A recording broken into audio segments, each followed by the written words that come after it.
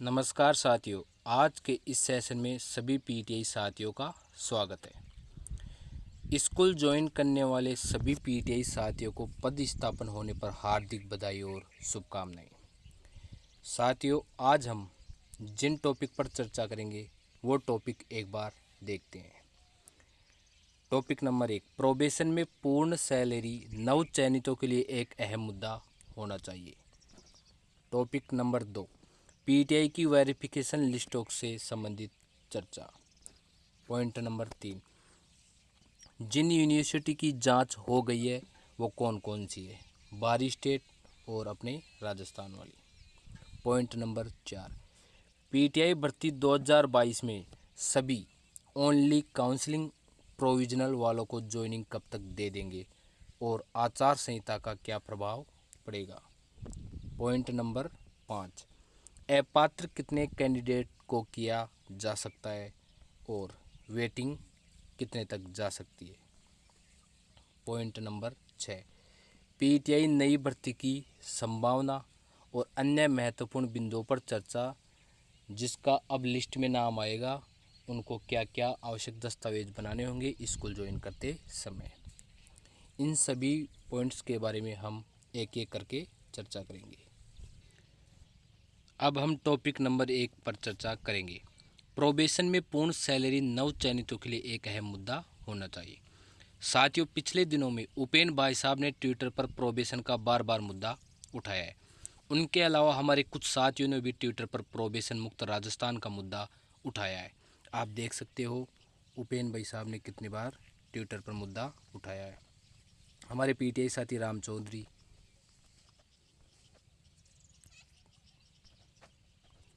मैंने खुद ने ट्विटर पर मुद्दा उठाया है। रविंद्र पीटी अपने पीटीआई साथी है जो।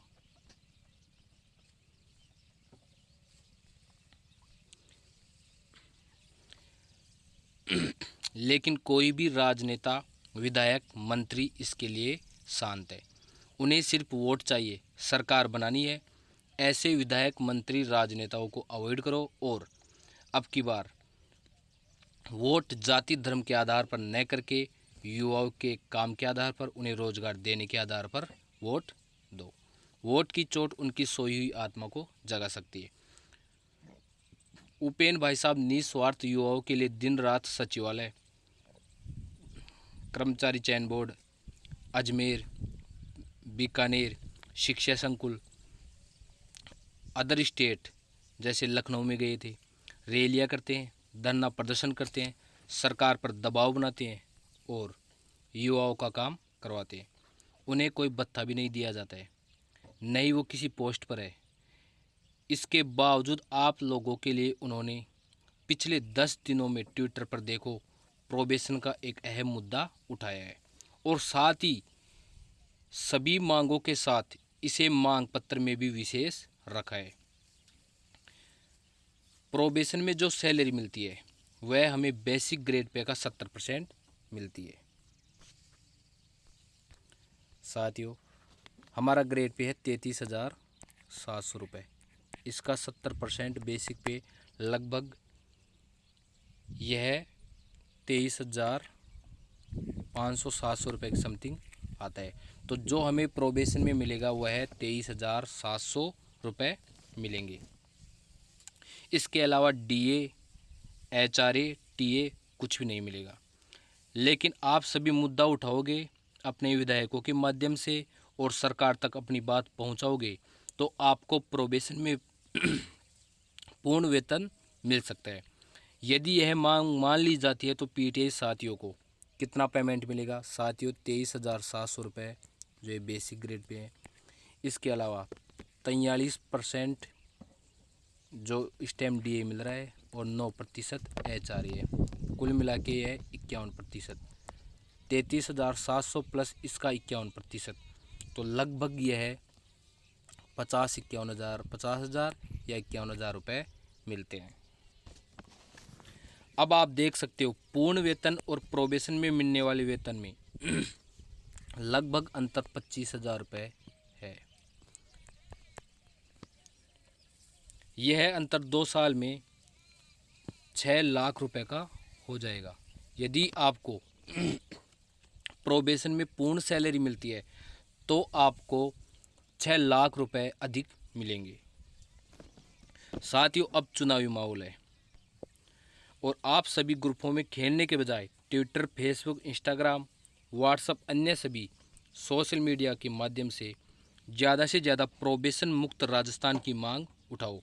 ज़्यादातर राजनेता ट्विटर यूज करते हैं, अतः रोज़ एक बार प्रोबेशन मुक्त राजस्थान का ट्वीट किया करो और सभी साथी आपस में रीट्वीट किया करो। ट्वीट में गहलोत साहब, उपेंद्र भाई साहब और संबंधित अपने अपने विधायकों को भी टैग किया करो।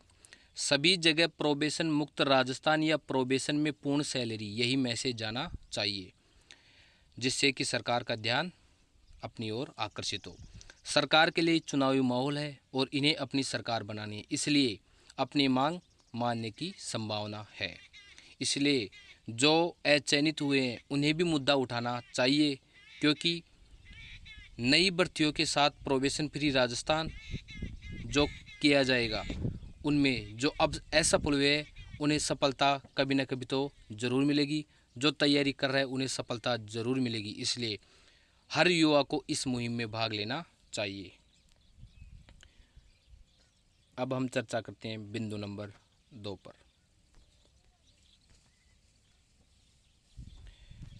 साथियों, पीटीआई की वेरिफिकेशन लिस्टों से संबंधित पॉइंट है। निदेशालय में जो पीटीआई साथी जा रहे हैं उनसे जो सूचना मिलती है उन साथियों को सूचना कर्मचारी देते हैं और उन साथियों से सूचना हमें मिलती है। लिस्ट तैयार हुए पिछले 2 या 3 दिन हो चुके हैं और लिस्ट अटकी पड़ी है। निदेशक जी लिस्ट को वेरीफाई नहीं करने के कारण हमें इंतज़ार करना पड़ रहा है और ये डिपार्टमेंट का अंदर का काम है। वो बोलने के बाद भी लिस्ट क्यों अपलोड नहीं करते हैं यह वो ही जानते हैं। एक तो हमारे साथी सूचना शेयर करते हैं और फिर उनका ग्रुप में मजाक बनाया जाता है। यदि वो कुछ कर सकते हैं तो खुद निदेशालय में जाओ और प्रयास करो, लेकिन हमारे साथी जो प्रयास कर रहे हैं उन्हें हतोत्साहित न करें। हमारे साथी ने बताया है कि वो कल गए थे 1-2 रोज पहले, तो उनके साथ ही सामने कल्ला जी का कॉल आया था कि पीटीआई वालों को जल्दी से जल्दी ज्वाइनिंग दीजिए। अतः साथियों, सरकार का निदेशालय पर पूरा दबाव है और जो अपने साथी निदेशालय जा रहे हैं उनका भी उन पर दबाव बनता है। लेकिन जो साथी जा रहे हैं निदेशालय वो ग्रुपों में जाइए, क्योंकि उनसे उन पर ज़्यादा दबाव बनता है। वो उनसे एक एप्लीकेशन लिखवाते हैं और उन एप्लीकेशन पर वो काम भी करते हैं। साथियों, हमारे कर्मचारी वहाँ पर कम है, इसलिए स्टाफ की कमी के कारण भी यहाँ देरी हो रही है। लिस्ट इस वीक में ज़रूर आ सकती है, लेकिन साथियों इंतज़ार मत किया करो, क्योंकि इंतज़ार करने से समय बहुत धीरे गुजरता हुआ प्रतीत होता है। इस वीक के प्रारंभ में हमारे बड़े भाई साहब उपेंद्र यादव जी ने ट्वीट किया था, वो आप देख सकते हो। पीटीआई भर्ती में चयनित ओनली काउंसलिंग में सही योग्य अभ्यर्थियों की एक और सूची इस वीक में जारी हो जाएगी। मैंने कल उन्हें पर्सनल कॉल भी किया था, तो वो बताए कि कल या परसों तक एक लिस्ट आ जाएगी, जिसे वो ट्विटर पर भी पोस्ट कर चुके, आप देख सकते हो।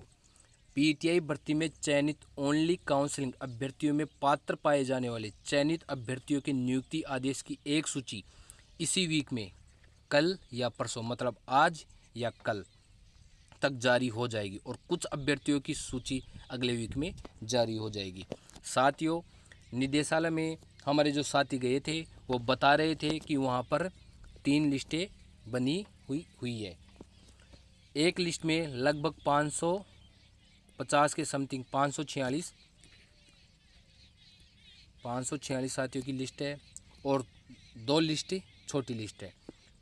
पहली लिस्ट में RTMNU वाले 353 साथी भी ऐड है,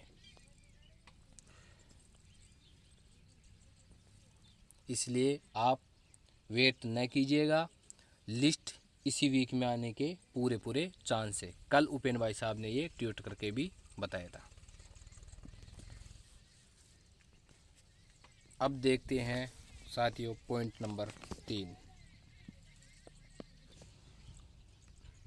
पॉइंट नंबर 3 है, जिन यूनिवर्सिटी की जांच हो गई है वो कौन कौन सी है। पहले तो साथियों मैं आपको बता दूं, मैं भी पीटीआई भर्ती 2022 का चयनित संघर्षशील साथी हूं, जो कि ज्वाइनिंग का इंतज़ार कर रहा हूं। मुझे जो जानकारी मिलती है अपने साथी बीकानेर निदेशालय जाते हैं उनसे मिलती है और उपेन भाई साहब से मिलती है, तो मैं वो आपके साथ शेयर कर देता हूं। इसे आप मजाक समझिएगा या सच्चाई समझिएगा। साथियों बाहरी स्टेट वाले को हमेशा राजस्थान वालों से 1 महीने बाद ज्वाइनिंग मिलती थी, लेकिन अब की बार बाहरी राज्य वालों को डिग्री वेरिफिकेशन पहले हो रही है और राजस्थान वालों का काम अभी धीरे धीरे हो रहा है, मतलब उनका काम बाद में हो रहा है। जिन बाहरी यूनिवर्सिटी की जांच हुई है और मुझे जानकारी मिली है वो एक बार आप देख सकते हो। अमरावती यूनिवर्सिटी जो कि महाराष्ट्र में, इसकी सभी डिग्री वेरिफिकेशन हो चुकी है। कलिंगा रायपुर छत्तीसगढ़ में है, इसका भी डिग्री वेरिफिकेशन काम हो चुका है। BR अम्बेडकर यूनिवर्सिटी जो कि आगरा यूपी में स्थित है, इसमें कुछ यूनिवर्सिटी का नाम, कुछ स्टूडेंट्स के नाम आएंगे और कुछ के नहीं, मतलब सभी डिग्री जांच नहीं हुई है। लखनऊ यूनिवर्सिटी की जांच परसों एक साथी गया था, वो बता रहा था कि लखनऊ यूनिवर्सिटी की जांच भी हो गई है। बरकतुल्ला यूनिवर्सिटी साथियों, इसका वेरिफिकेशन बहुत पहले हो चुका था। जब हमारी काउंसलिंग हुई थी 8 और 9 सितंबर को, तो मेरा एक मित्र था जिसको नीम का थाना सीकर मिला है, उसने 11 सितंबर को ज्वाइन किया है। इसलिए जिनका बरकतुल्ला से डिग्री है वो एक बार यूनिवर्सिटी से डिस्कस करे, वहाँ जाए और उस पर दबाव बनाए कि उनका किस वजह से रोका गया है। पटियाला यूनिवर्सिटी का काम पेंडिंग है, क्योंकि साथियों इसकी 2-3 रोज पहले डीडी बन के गई है, और लेकिन इसका काम बहुत फास्ट हो रहा है। इनके अलावा भी डिग्री वेरिफिकेशन बाहरी स्टेट में जिन यूनिवर्सिटी का हुआ है, लेकिन मुझे पता नहीं है। जो मुझे पता था वो मैं आपको बता दिया। अब देखते हैं साथियों आगे।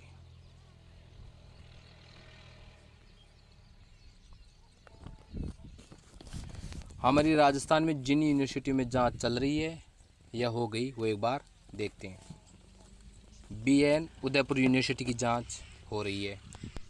कोटा यूनिवर्सिटी की डिग्री की जांच हो गई, जो डिग्री जांच है कोटा यूनिवर्सिटी की वो हो गई है, और 21 सितंबर तक एक मेरे साथी जो कि बता रहे थे वो इसी यूनिवर्सिटी से 90 स्पोर्ट्स सर्टिफिकेट जांच लिए गए थे। ऑल इंडिया यूनिवर्सिटी AIU और जो ये वेस्ट जोन वाले स्पोर्ट्स सर्टिफिकेट का जांच का काम अभी पेंडिंग है, कुछ कुछ के जांच हो रहे हैं। प्रोविजनल वालों का वेरिफिकेशन अभी पेंडिंग है।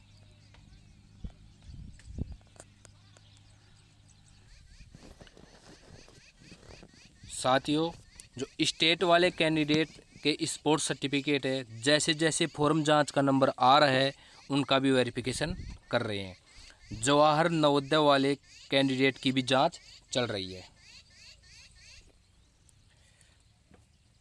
प्रोविजनल वालों का वेरिफिकेशन पेंडिंग है, उनका काम फॉर्म नंबर के हिसाब से बाद में होगा।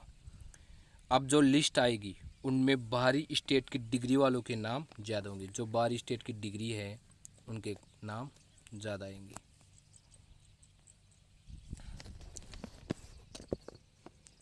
आप यदि निदेशालय जाना चाहते हो तो साथियों ज़्यादा से ज़्यादा ग्रुप में जाना, जिससे कि उन पर एक दबाव बनेगा और वो आपका काम जल्दी करेंगे।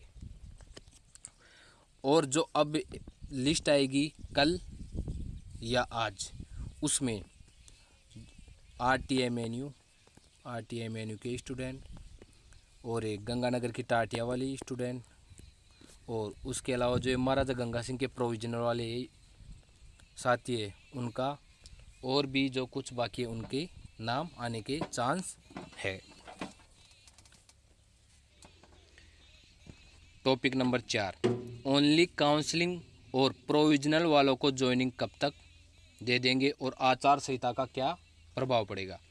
साथियों, ओनली काउंसलिंग का काम प्रोविजनल वालों से पहले होगा। इनमें भी ओनली काउंसलिंग डिग्री वालों का काम पहले, उसके बाद ओनली काउंसलिंग स्पोर्ट्स सर्टिफिकेट और उनके बाद प्रोविजनल। अभी तक जो अपने साथी गए हैं उनको न्यूज़ मिली है, उस हिसाब से ये क्रम रहेगा। सरकार निदेशालय पर पूरा दबाव बना रखी है कि आचार संहिता से पहले भर्ती पूरी करो। निदेशालय का टारगेट भी इस महीने के अंत तक और आचार संहिता लगने से पहले सभी का वेरिफिकेशन करके उनके नियुक्ति आदेश निकालना है। सरकार कैविएट भी ले रखी है, अतः संभावना है कि भर्ती में चयनित सभी साथियों को ज्वाइनिंग मिल जाएगी। भर्ती आचार संहिता में नहीं अटकेगी। इसके लिए उपेन भाई साहब भी लगातार संघर्ष कर रहे हैं।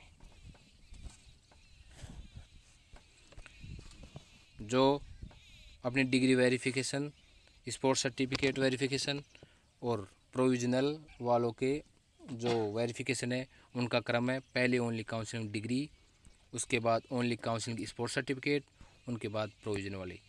अभी तक न्यूज़ के अनुसार यह क्रम है। आगे क्या होता है वो हम देखते हैं। साथियों, अब हम चर्चा करते हैं टॉपिक नंबर 5 पर, अपात्र कैंडिडेट व वेटिंग लिस्ट से संबंधित। साथियों, जो साथी कुछ नंबर से रहा है, आस लगाए रखा है कि मेरा वेटिंग में आ सकता है। साथियों, यह सही है कि यदि हम भी होते और हमारा आसपास नंबर होता वेटिंग में तो हम ज़रूर सोचते और उम्मीद ज़रूर लगाते। निदेशालय द्वारा सभी का वेरिफिकेशन करने के बाद जिन पर संदेह होगा उनकी लिस्ट बना के निदेशालय RSSB बोर्ड अर्थात राजस्थान कर्मचारी चयन बोर्ड को भेजेगा। उसके बाद राजस्थान कर्मचारी चयन बोर्ड उनकी पुनः जांच करेगा। उनके रिकॉर्ड व स्पोर्ट्स में कुछ गलत पाया जाता है तो उनकी लिस्ट वापस निदेशालय को भेजेंगे और निदेशालय द्वारा उनकी लिस्ट अपात्र के रूप में साइट पर अपलोड कर दी जाएगी। लेकिन अपात्र की लिस्ट सभी को ज्वाइनिंग देने के बाद निदेशालय द्वारा जारी की जाएगी। एक साथी ने अपना वेटिंग में मुझे अनुमानित नंबर बताया है, उनके 236.5 मार्क्स आ रहे हैं और उनकी वेटिंग लगभग 70 से 75 के बीच में है। अब आप खुद अंदाज लगा सकते हो कि कितनी कट ऑफ जा सकती है। साथियों, जो अपात्र होंगे उनका कितना होगे इसकी जांच पूरी होने के बाद ही पता लगा सकते हैं। पूरी डिग्री और स्पोर्ट्स वेरिफिकेशन होने के बाद ही कितने अपात्र हो सकते हैं हम बता सकते हैं। साथियों, जो फर्जी है उन्हें रोकना भी चाहिए जिससे कि हमारे कट ऑफ के नज़दीक अचयनित रहे साथियों का चयन हो सके। यदि 100 PTI साथी भी फर्जी पाए जाते हैं तो कट ऑफ 232-33 के समथिंग जाने के चांस है। अब देखते हैं अपात्र कितने निकलते हैं, वो पूरी जांच होने के बाद ही पता लगेगा। अभी किसी को कोई पता नहीं है। निदेशालय द्वारा 80 छात्रों की लिस्ट बनाकर कर्मचारी चयन बोर्ड भेजा गया था। उनका डिस्ट्रिक्ट अलॉटमेंट नहीं हुआ था। किसी के OBC सर्टिफिकेट, कास्ट सर्टिफिकेट में इश्यू था तो किसी के एग्ज़ाम डेट के बाद की, रिजल्ट डेट के बाद की डेट आ गई थी नाम करेक्शन करवाते समय, इसलिए उनका डिस्ट्रिक्ट अलॉटमेंट नहीं हुआ था और उनमें कुछ फर्जी भी हो सकते हैं। अब देखते हैं, कर्मचारी चयन बोर्ड द्वारा निदेशालय को 80 छात्रों की सूची सोमवार तक भेजी जाएगी। उन 80 छात्रों में से कितने साथियों को डिस्ट्रिक्ट अलॉटमेंट किया जाता है और कितने उनमें फर्जी मिलते हैं।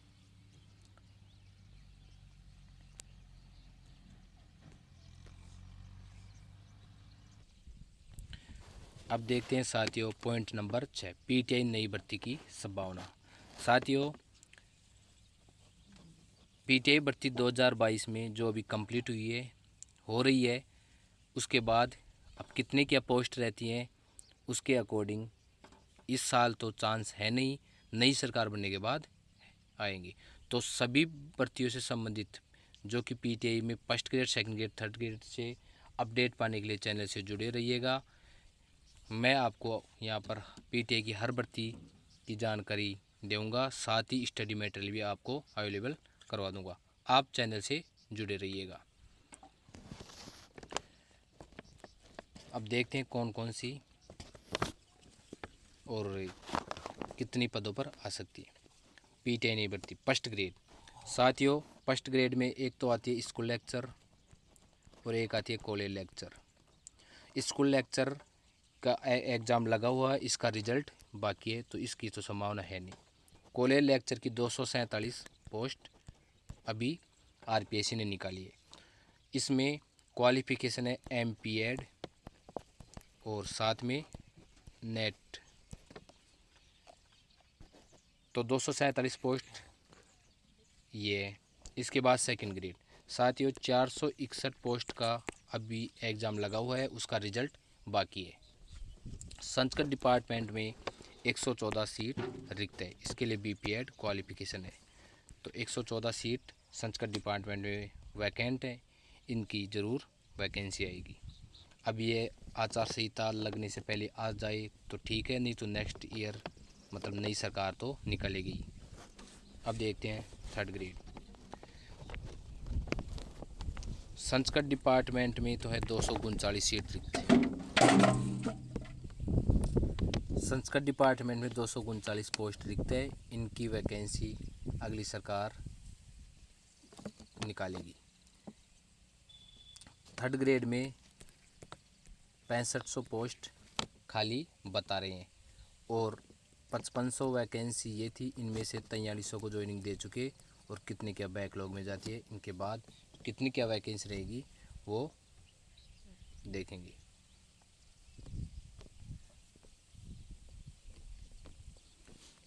हमारे एक साथी ने ट्विटर पर मुद्दा उठा रखा है कि राजस्थान मांगे त्याग पत्र पर वेटिंग।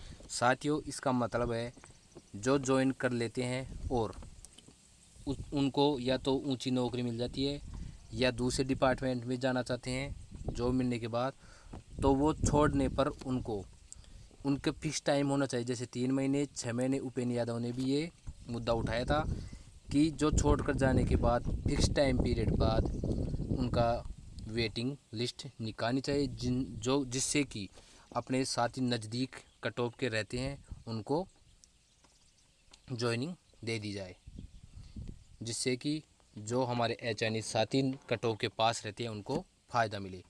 यह एक अच्छा मुद्दा है, इसे आप ज़रूर उठाइएगा।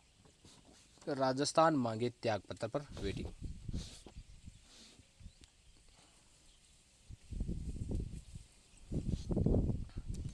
साथियों, इसी के साथ आप प्रोबेशन पूर्ण वेतन का मुद्दा भी ज़रूर उठाना।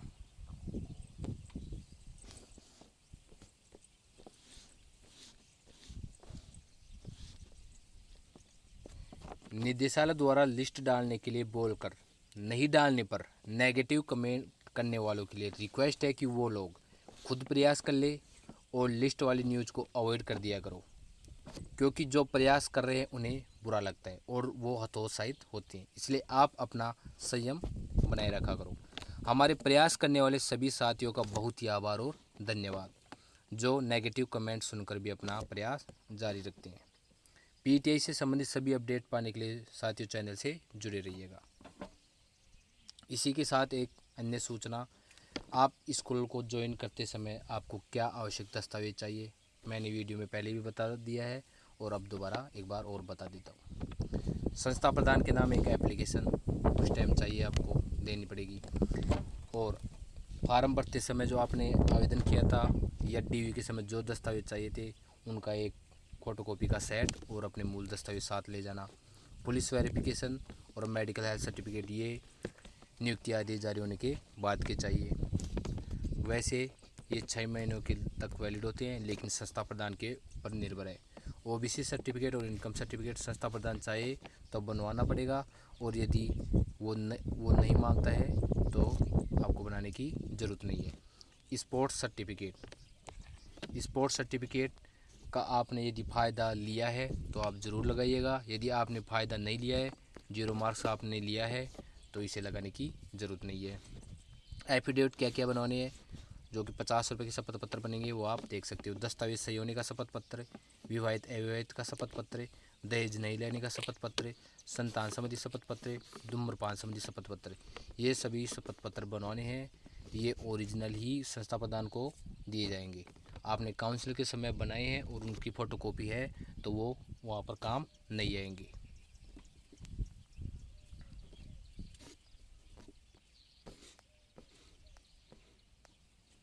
उम्मीद है दी गई जानकारी आपको अच्छी लगी होगी, और अधिक अपडेट के लिए चैनल को सब्सक्राइब करते हुए बेल आइकन को ज़रूर प्रेस कीजिएगा, जिससे कि हर अपडेट का नोटिफिकेशन आप तक पहुंच सके। Thank you.